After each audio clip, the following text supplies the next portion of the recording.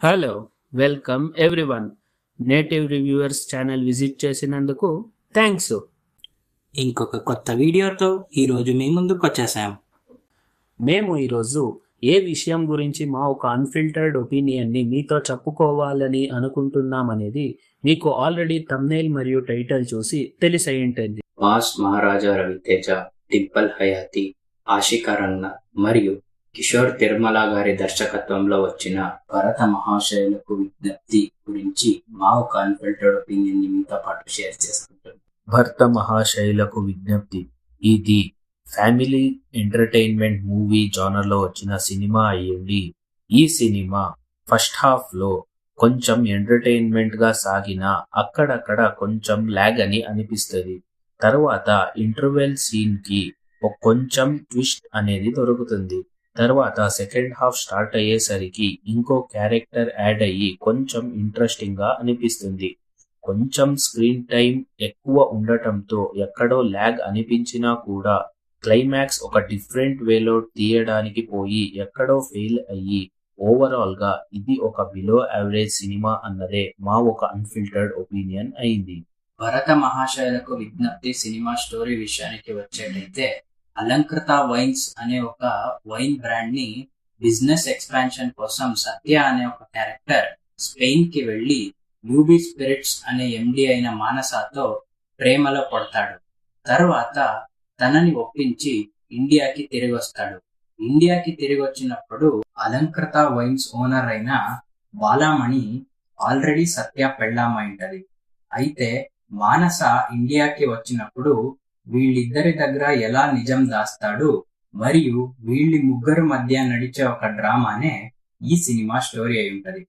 ఇంకా ఈ cinema caste విషయానికి వచ్చేటైతే ఈ సినిమాలో మాస్ మహారాజా రవితేజ గారు మెయిన్ లీడ్ రోల్లో ప్లే చేశారు. మనం నార్మల్గా రవితేజ ప్రీవియస్ మూవీస్ని చూస్తే వాళ్ళ ఎనర్జీతో మూవీని డామినేట్ చేస్తారు. కొన్ని చోట్ల ఆ సెకండ్ క్యారెక్టర్ వచ్చేటప్పుడు ఆ క్యారెక్టర్లో ఎనర్జీ బాగున్నా కూడా మరియు ఒక సాంగ్లో వేసే స్టెప్స్ బాగున్నా కూడా సినిమా మొత్తం చూస్తే ఎక్కడో రవితేజ గారి చార్మ్ మిస్ అయింది అన్నదే మా ఒక అన్ఫిల్టర్డ్ ఒపీనియన్.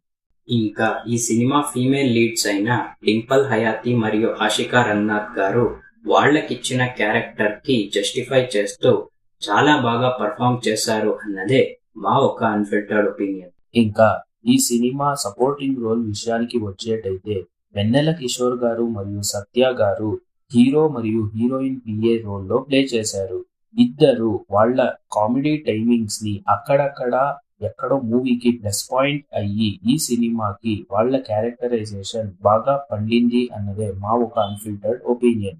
ఇంకా ఈ సినిమాలో ఇంకో కామెడియన్ అయిన సునీల్ గారి విషయానికి వచ్చేటైతే, ఈ సినిమాలో సునీల్ కుండే క్యారెక్టర్ మనం ఆ పాత సునీల్ అంటే వింటేజ్ సునీల్ ని ఈ సినిమాలో చూడొచ్చు. మరియు వాళ్ళకిచ్చిన క్యారెక్టర్ కి తమ పర్ఫార్మెన్స్ తో జస్టిఫై చేశారు అన్నదే మా ఒక అన్ఫిల్టర్డ్ ఒపీనియన్.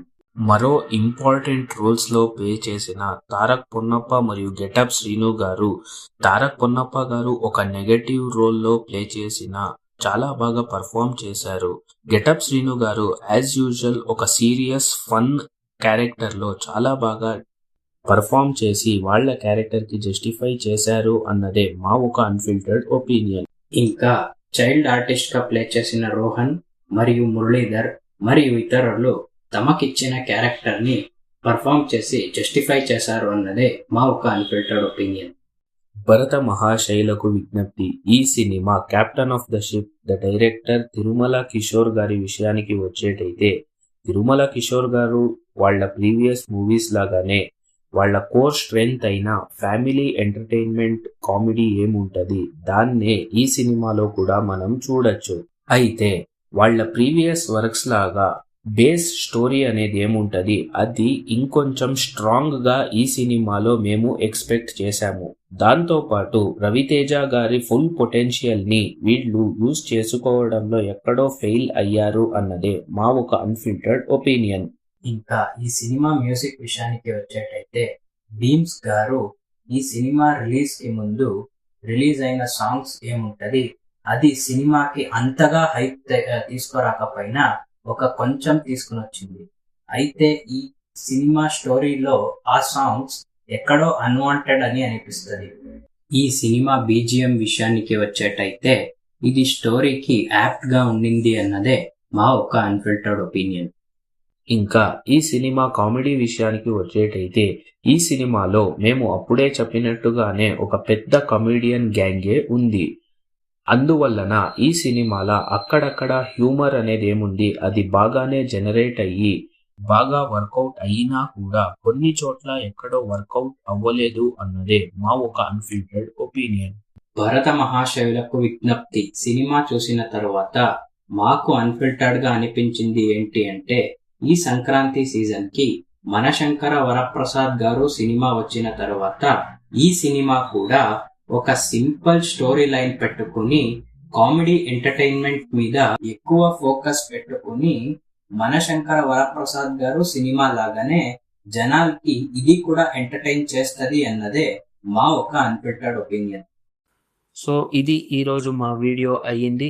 మీరు ఈ సినిమా చూసినట్టయితే కమెంట్ చేయండి, మరియు ఎవరు మీ ఫ్రెండ్ వెళ్ళాలనుకుంటున్నారో వారితో షేర్ చేయండి.